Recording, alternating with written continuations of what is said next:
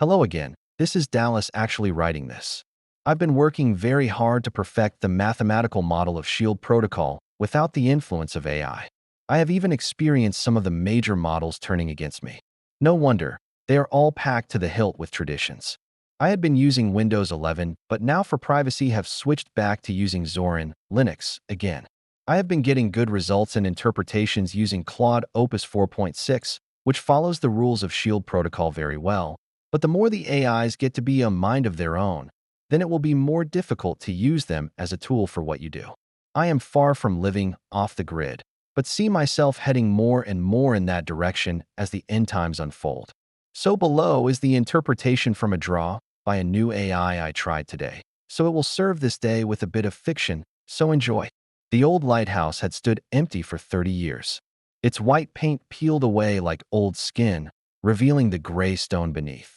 The iron railing around the top gallery had rusted into delicate lace patterns that crumbled at the slightest touch.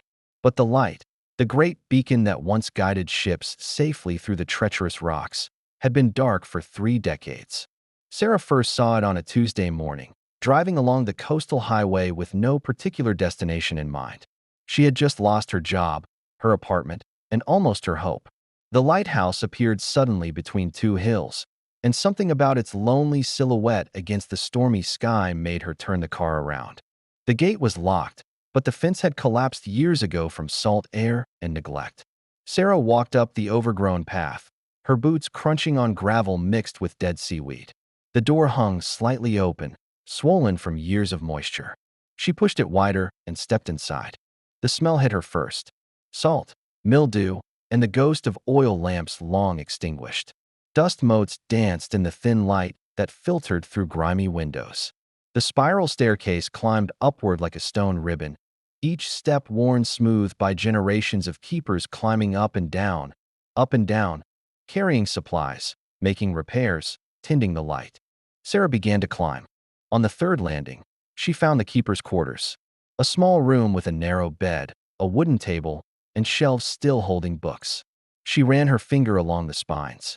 Maritime navigation, weather patterns, poetry, novels. The keeper had been a reader. She wondered what his name was, why he had left, where he had gone. At the top, the lantern room took her breath away. Even dirty and neglected, the great Fresnel lens was magnificent. Hundreds of prisms arranged in a perfect circle, designed to catch the light and throw it 20 miles out to sea. Sarah could imagine it spinning, throwing its beam across the waves, a faithful eye watching over the darkness. She came back the next day, and the next. Sarah had always been good at fixing things. Before the layoffs, she had worked as an engineer, solving problems that other people said were impossible. The lighthouse became her project, her purpose, her reason to get out of bed each morning. She started small, clearing the overgrown path, boarding up broken windows, sweeping out decades of dust and bird nests. The local hardware store owner, an elderly man named George, began setting aside supplies for her: paint, brushes, tools. He never asked for money up front. He just nodded and said, "That old girl needs love." Weeks turned into months. Sarah learned about lighthouses from the books she found. She discovered that the keeper's name had been Thomas Brennan, and he had tended the light for 42 years before retiring to live with his daughter in Portland.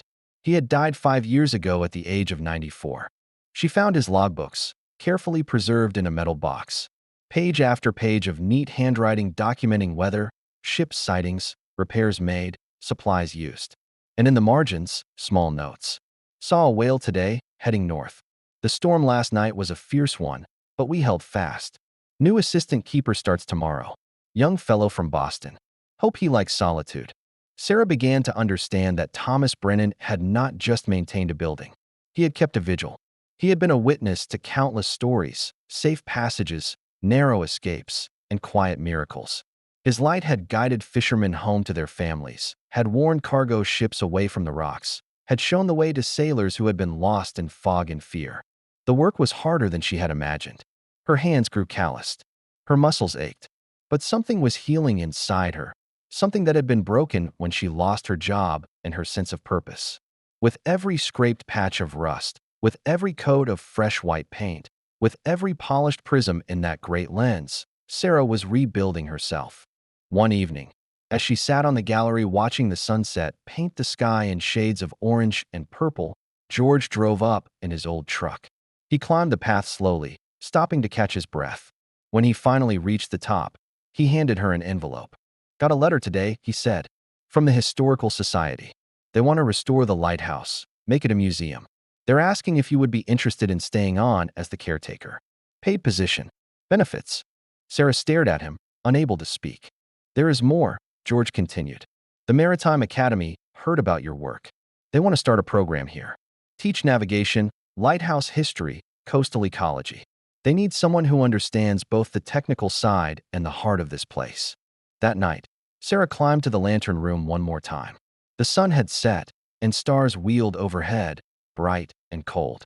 She thought about Thomas Brennan, climbing these same stairs in all kinds of weather, making sure his light was ready when darkness fell. She thought about all the ships that had passed safely because of his vigilance. She realized that the lighthouse had never really been about the building, or the lens, or even the light itself. It had been about service, about showing up, day after day, year after year, doing the work that needed to be done whether anyone was watching or not. It had been about being a beacon in the darkness, a guide for those who were lost. Sarah had come here broken, looking for something to fix. Instead, the lighthouse had fixed her. It had shown her that purpose is not something you find. It is something you build, brick by brick, prism by prism, day by day. She placed her hand on the cold glass of the lens and made a promise. Not just to maintain this place, but to honor it. To keep the story alive. To be a keeper of more than just a building. A keeper of hope, of history, of the quiet faith that light matters, that guidance matters, that showing up matters. The lighthouse would never shine again as a navigational aid. Modern GPS and electronic beacons had made it obsolete for that purpose. But Sarah understood now that its real work was just beginning.